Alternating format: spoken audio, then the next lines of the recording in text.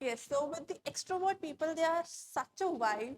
I mean, they're basically the best kind, and every person should have that one extrovert friend because, they're basically never gonna think about the consequences that their actions are gonna lead to.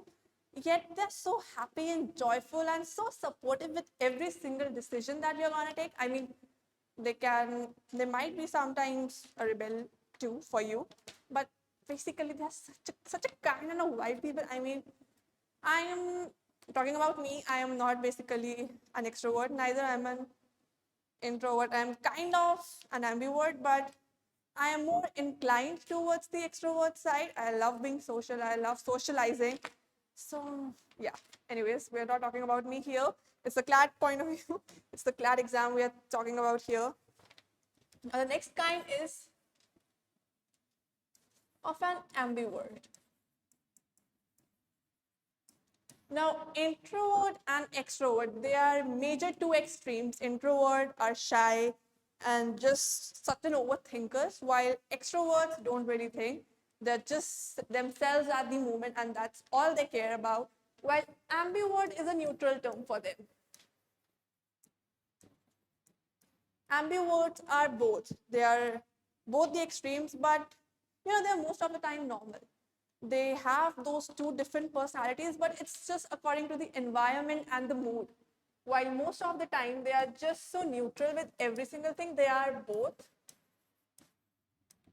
intro plus extroverts, but according to the environment and mood.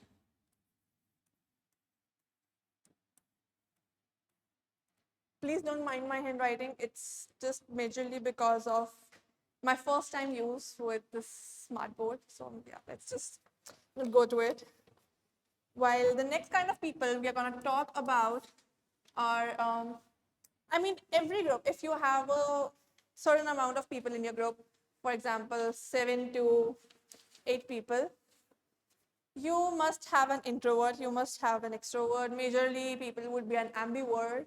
While there are some people, those are so negative. They just, I don't know, it's being around them is so negative. They're gonna meet some new person and you're never gonna hear a positive feedback about any person coming from that single person. I mean, just let's just assume that there's this X person who just met Y and it's their first interaction and it can be good, it can go bad, but they have this thing that they're always going to talk about, they're just always going to talk so negative about that one person, not one person, every person they're going to meet. They're just never going to have that positive attitude towards that person, the sympathy, the connection, they're just going to never make it.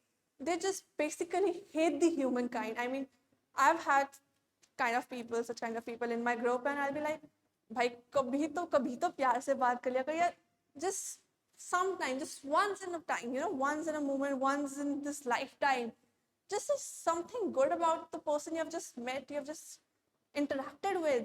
But these are the kind of people, they just basically hate the whole humankind. They're just so overwhelmed with themselves that they think they are the perfectionist here, and rest all people are stupid and they don't know anything. And the humans are just not meant for that one person. They're like, you get the point, I mean.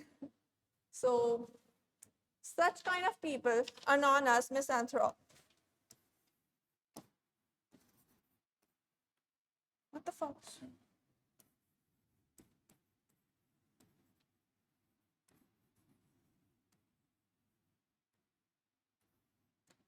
Yes, so such kind of people are known as misanthrope, those who basically hate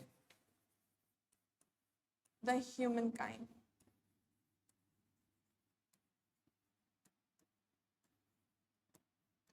Now, if you are a male, any male, young, older, just in your teenage, just got into your adulthood, anyone who's watching this video, most of you must have gone through a heartbreak. Like, that's very obvious.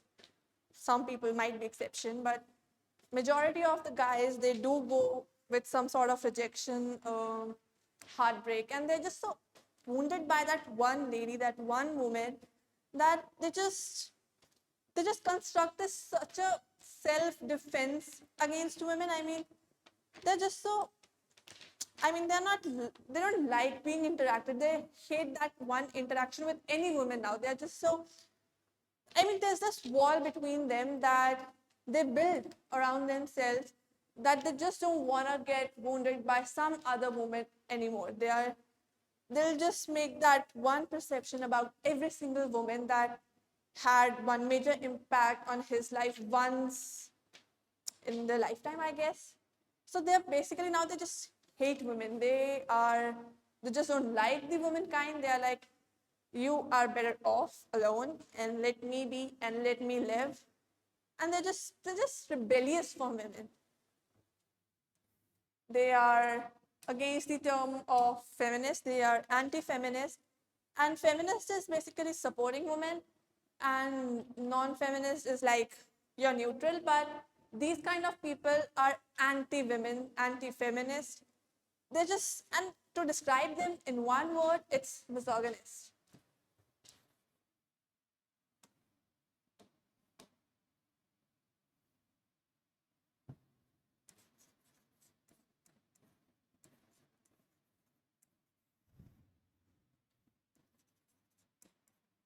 So these are the people who hate women.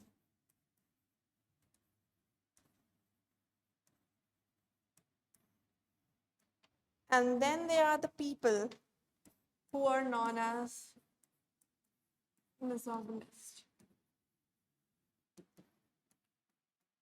And in today's generation, this word is just so common. I mean, this word isn't common, but the situation is.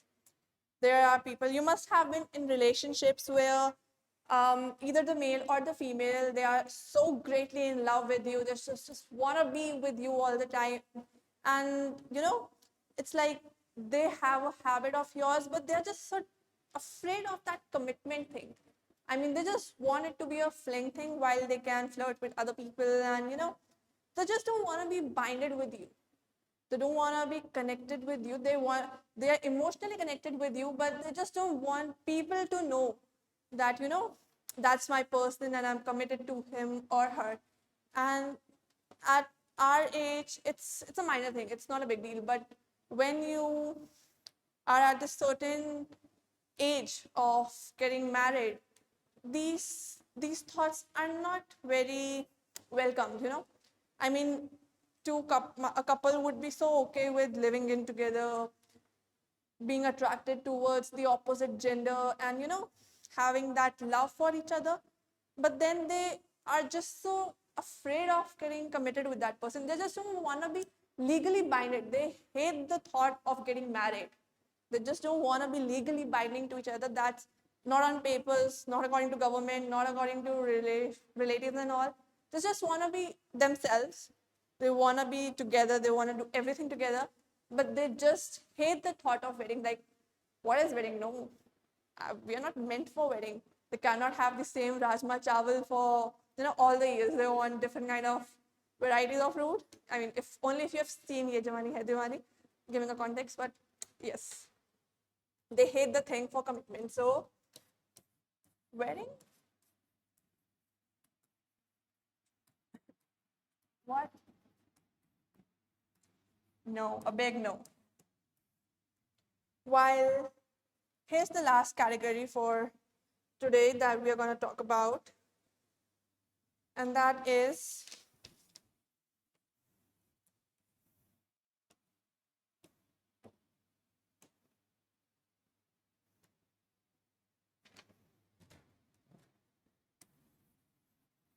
an aesthetic. Now, you all must have read, and if not read, must heard about the book Ikigai. That's on simple living and high thinking.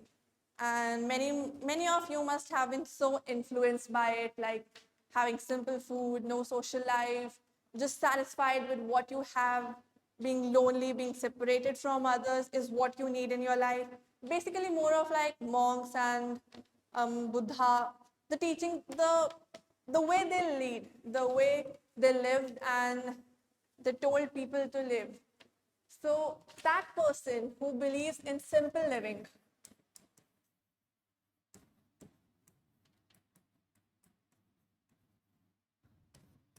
the shiny social life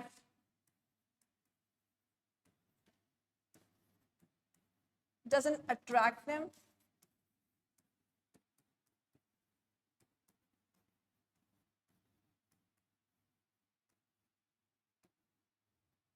they like simple food,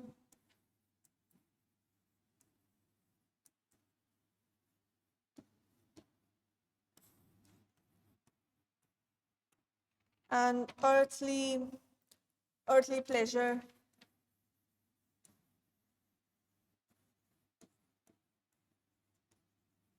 For them, it's minimum is maximum. And they're very satisfied with the way they live. And it's just them. They just know it. They just know that all these shiny social life, these attractions are just nothing but major infatuation. And they're just okay with themselves. They don't want anyone's approval, validation. They're just okay and happy within themselves.